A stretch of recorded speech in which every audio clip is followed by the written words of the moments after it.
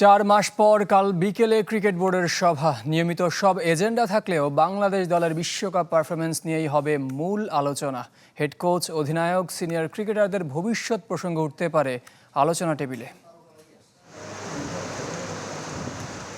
যুক্তরাষ্ট্র সিরিজ ও বিশ্বকাপে প্রায় 1.5 মাস কেটে গেছে। জাতীয় দলের ক্রিকেটারদের ছাড়া নিষ্প্রাণ হোম অফ ক্রিকেট। কর্তাদের আনাগোনাও থাকে কম। প্রায় 4 মাস পর বসছে বোর্ড সভা। এর মধ্যে এক পরিচালককে হারিয়েছে বিসিবি। মারা গেছেন বরিশাল বিভাগ থেকে নির্বাচিত আলমগীর খান আলো। তার শূন্যস্থান পূরণের ব্যাপারে হতে পারে আলোচনা। শেখ হাসিনা স্টেডিয়াম, আর্থিক অনুমোদনের মতো নিয়মিত এজেন্ডা থাকছে, তবে এবার মূল আলোচনায় থাকবে বিশ্বকাপ পারফরমেন্স। প্রাথমিক লক্ষ্য পূরণের দাবি করলেও হেড কোচ চন্ডিকা হাথুরুসিংহে, অধিনায়ক নাজমুল শান্ত সহ ক্রিকেটারদের নিবেদন নিয়ে প্রশ্ন উঠতে পারে সভায়। যে বাংলাদেশ দল কোনো আইসিসি মেজর ইভেন্ট বা কোনো এশিয়ান ক্রিকেট কাউন্সিলের এসিসির কোনো ইভেন্টে পার্টিসিপেট করার পরে যে আসলে এদের পারফরমেন্স নিয়ে যে একটা আলোচনা হয়, সেটাও একটা রুটিন ম্যাটার। এই বিষয়গুলি মূলত আলোচনায় থাকবে।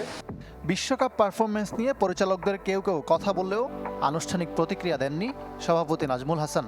বোর্ড সভা শেষে জানা যাবে তার বক্তব্য। ডিসেম্বরে বাংলাদেশ দলের ওয়েস্ট ইন্ডিজ সফর, ফেব্রুয়ারিতে চ্যাম্পিয়ন্স ট্রফি। এর মাঝেই করতে হবে বিপিএল। ইতোমধ্যে পরিকল্পনা সাজিয়েছে ক্রিকেট বোর্ড। লাস্ট এডিশনে যারা খেলেছেন তাদের সাথে আমরা যোগাযোগ করেছি এবং most of them have confirm there participation. দু একটা দল অংশ আমাদের জানাননি, ওগুলো জানালে তার পরবর্তীতে নেক্সট স্টেপটা আমরা ঠিক করব। এবং আমরা ইতিমধ্যে একটা সময় নির্ধারণ করেছি, যেটা আমরা ড্রাফটের জন্য, প্লেয়ার্স ড্রাফট, এবং স্টেপ বাই স্টেপ যে কাজগুলো, এগুলো আমরা ভাবেই করে নেব। কোচিং স্টাফদের মধ্যে যাদের চুক্তির মেয়াদ শেষ, তাদের ব্যাপারেও সিদ্ধান্ত আসতে পারে বোর্ড সভা থেকে।